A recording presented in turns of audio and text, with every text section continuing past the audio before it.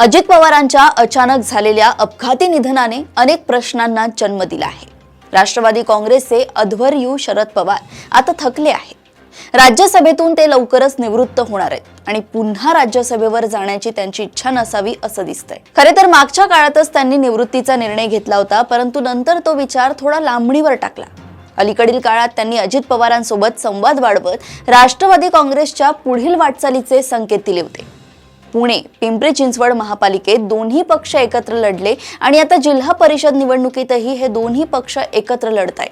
पुढच्या काळात दोन्ही पक्षांचे विलीनीकरण करून त्यांचे राज्यातील नेतृत्व अजित पवारांकडे तर दिल्लीतील नेतृत्व सुप्रिया सुळेंकडे दिले जाईल असं बोललं जात होते, परंतु दादांच्या अकाली मृत्यूने सगळे काही विस्कळीत झाले आहे।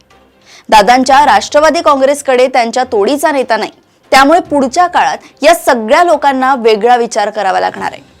कदाचित आता राष्ट्रवादीच्या विलीनीकरणाची प्रक्रिया अधिक गतिमान होईल। फक्त भाजप सोबत सत्तेत राहायचे की बाहेर पडून राष्ट्रवादी काँग्रेसला एक सशक्त विरोधी पक्ष म्हणून उभा करायचे हा पेच समोर असेलच। तुर्तास तरी दादांचे पक्ष सहकारी सत्तेतून बाहेर पडणार नाही।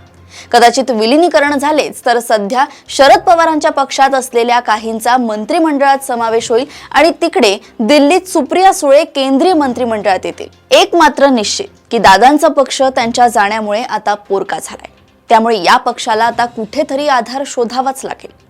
शरद पवार हाच एक उत्तम पर्याय त्यांच्याकडे आहे। प्रश्न फक्त एवढाच आहे की शरद पवारांनी रालोआत सामील होण्यास नकार दिला तर हाती असलेली सत्ता सोडण्याचे धाडस हे लोक दाखवू शकतील का? अशाच घडामोडी व अपडेट सोबत पुन्हा भेटूया देशोन्नती संपादकीयमध्ये। बघत रहा देशोन्नती। नमस्कार।